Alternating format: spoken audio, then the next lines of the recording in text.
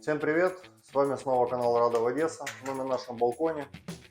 В этом видео покажем вам, как сделать самую простую, дешевую и красивую декоративную штукатурку. С лаком, там, со всеми делами, чтобы ее можно было мыть потом и так далее. Вот мы стены подготовили, поштукатурили, выровняли, откосики сделали, уголки здесь не клеили, оно и так нормально, декоративка все строит, все будет красиво. Плюс это декоративка в том, что всякие неровности, если они где-то есть, они все перекрывают. Здесь вот такая грунтовка. В идеале, конечно, кварцгрунт, но подойдет, в принципе, ПВА, даже разведенная. Любой грунт, чтобы прибить пыль и создать пленку для следующего слоя. Сделать будем с очень простых материалов. Изогипс, ну, у нас даже нет изогипса, сейчас его тяжело найти. Будем делать G-старта из остатка на сатена. В общем, все, что у вас там есть под рукой, можно, в принципе, смешать и с этого выколопутать и сделать. Как бы. Потом разукрасить и все. Самый прикол это в покраске. Сейчас мы это все загрунтуем, вот, и будем наносить рисунок.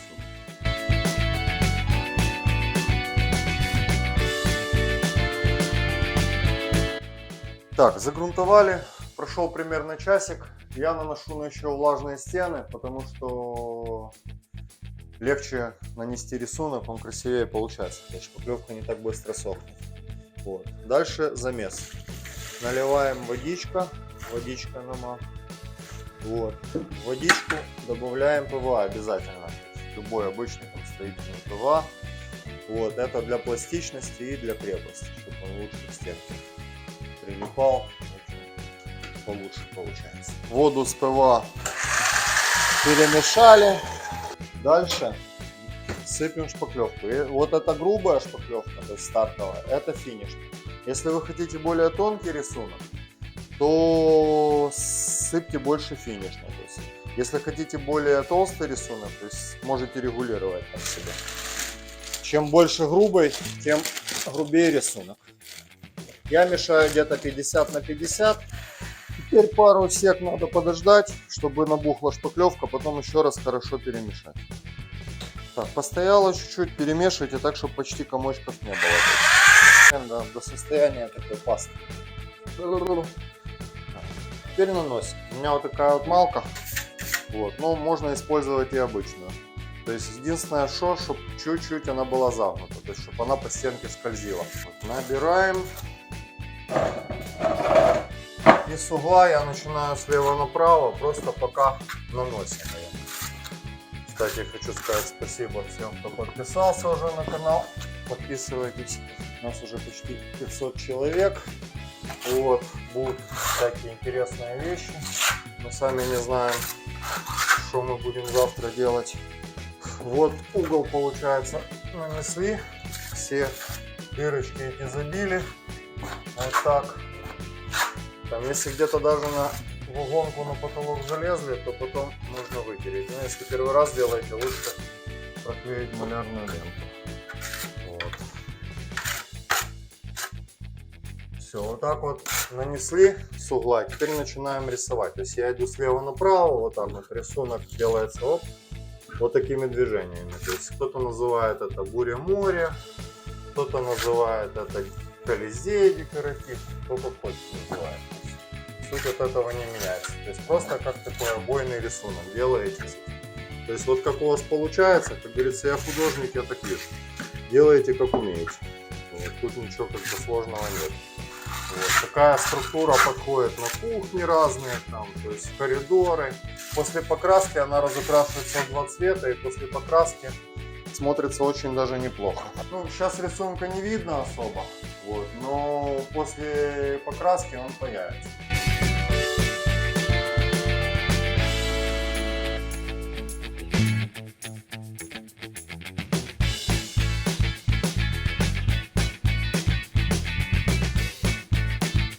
Итак, вот мы всю площадь закончили, покажи. Вот. Заняло это минут там 30-40, наверное, то есть делается довольно быстро. Откосики, сейчас покажу, как делать тоже. То есть вот наносится, в принципе, можно почти как попало наносить, потом все равно разгладить. Так вот. Оп. Ну, это я на одном покажу. Как вы нанесете, в принципе, не важно. Важнее, как вы покажете. Любой вид творчества поощряется, как говорится, плоскостью. И то же самое начинаете рисовать. Раз, раз, раз.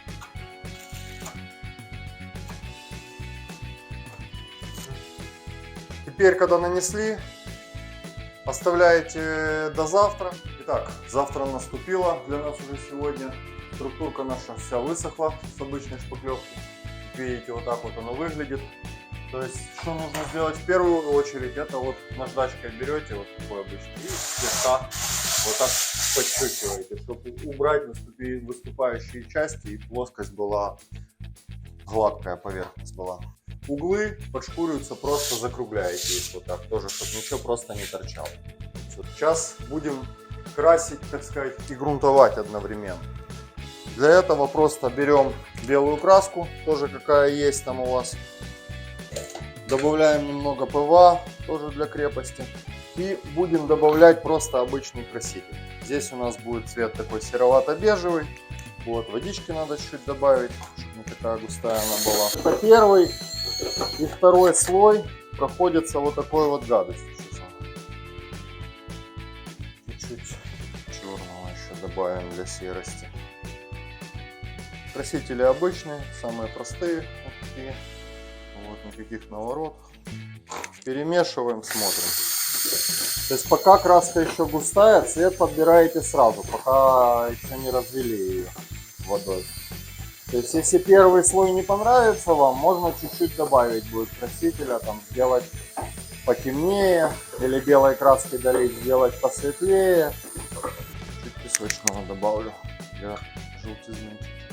Вы можете подбирать, какой вам нравится. Все. То есть цвет с густой краски сделали, какой вам там нужен. И дальше разбавляете его почти как воду. Так воды процентов, наверное, 60-70 от краски добавляете. Это как грунтовка будет и как покраска одновременно. Чтобы оно впиталось в стены. Заколопуцали. Дальше берем макловицу. Вот, или валик, чем вам больше там нравится. Можно даже чуть больше водички. Потому что такие шпаклевки, они очень сильно пьют воду, то есть стягивают. Поэтому лучше добавлять побольше воды. Вот, и там с любой стороны начинаете вот так вот просто закрашивать.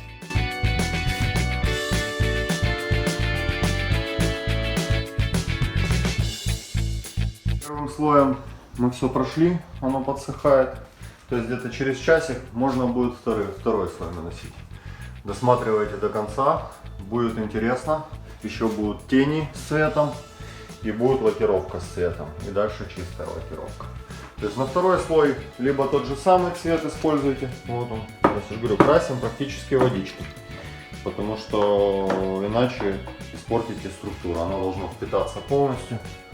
То есть не испортить рисунок. Два слоя надо красить, потому что с первого раза, вот видите, белые такие пятна. То есть получается неравномерный фон. Это не основной цвет, это только фон. Поэтому красим два цвета водичкой. Так, прошло где-то 2 часа. Стенка наша уже подсохла, я ее в 2 раза покрасил. Она уже более равномерная. Не до конца. Но красил я макловицей. Вот.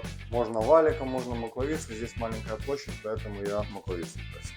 Теперь надо нанести тени. Для теней мне нужен будет, можно это делать и макловицей, но валиком быстрее, я сделаю валиком. То есть я взял вот остатки этой краски, которая красит первые слоя. Вот. В этот раз краска нужна густая более. То есть я даже чуть-чуть ее отолью, потому что мне немного надо. Это, чтобы, можно и чисто белым делать, но слишком будет яркий контраст.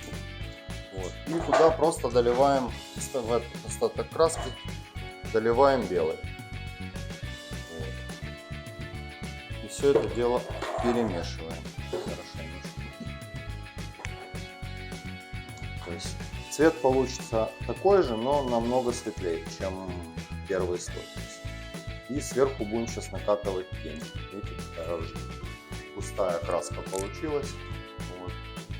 Цвет я заколопуцал, такой вот серо-белый он получился, светлее, чем на стене. Вот. Дальше валиком, вот, просто я макаю валик. Что важно, это выкатать его хорошо. Вот видите, на ламинате или на гипсокартоне, то есть я выкатываю валик так, чтобы он почти был сухой. Вот. Сейчас будем наносить тени, это для того, чтобы проявить рисунок. Вот. Делается это вот так. Не давите, а просто по поверхности сверху слегка накатываете.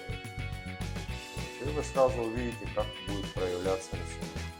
В разных плоскостях катайте, чтобы перекрыть все неровности.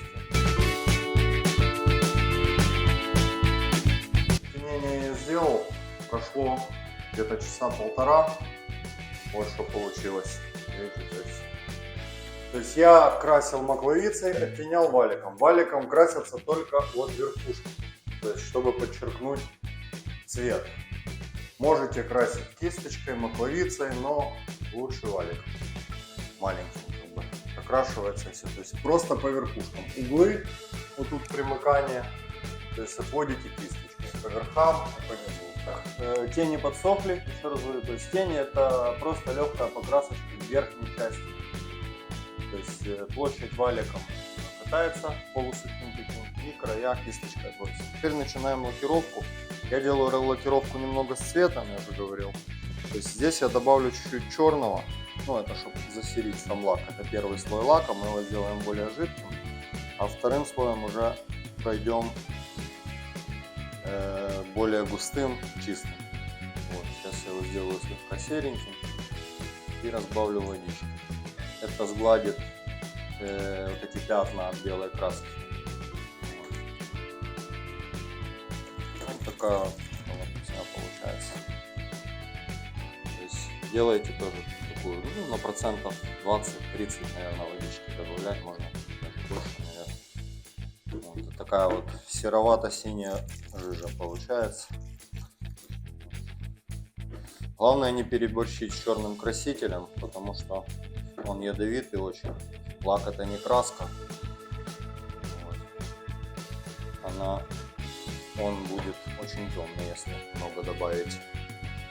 А так, в принципе, можно не только черный, можно любой цвет использовать, какой вам нравится. То есть можно вообще этого не делать, вот так прям как есть, залакировать стену и все.